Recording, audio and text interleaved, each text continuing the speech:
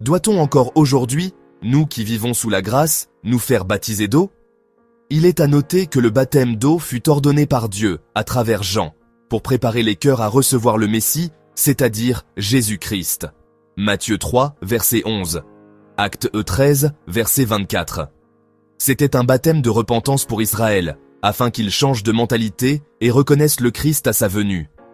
Mais après la venue, la mort, la résurrection et la glorification de Jésus-Christ, un changement spirituel majeur a été inauguré. Jésus a promis un baptême supérieur, le baptême du Saint-Esprit et de feu.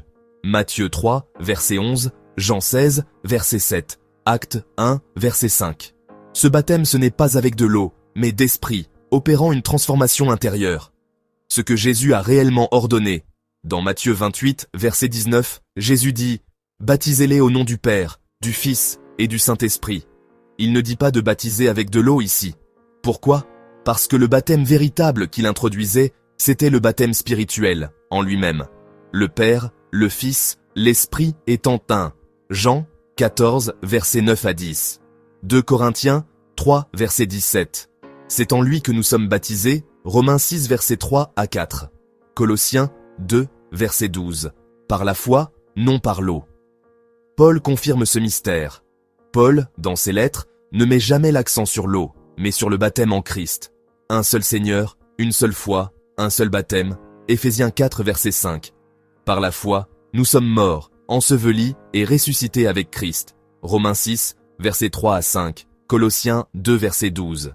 Le salut vient par la confession et la foi, non par un rite.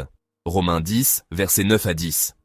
Il faut noter que même ceux qui avaient reçu le baptême de Jean, comme dans Actes 19, ont été rebaptisés dans le nom du Seigneur Jésus, non dans l'eau, mais dans l'esprit. En résumé, le baptême d'eau était une ombre, un symbole, une préparation.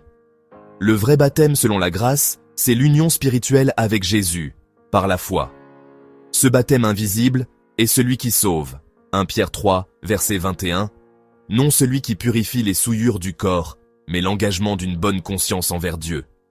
Ceux qui sont en Christ, après que ce dernier soit crucifié, n'ont pas besoin de se faire baptiser d'eau pour être sauvés. Ce qui sauve aujourd'hui, c'est la foi vivante en Jésus ressuscité, le baptême du Saint-Esprit.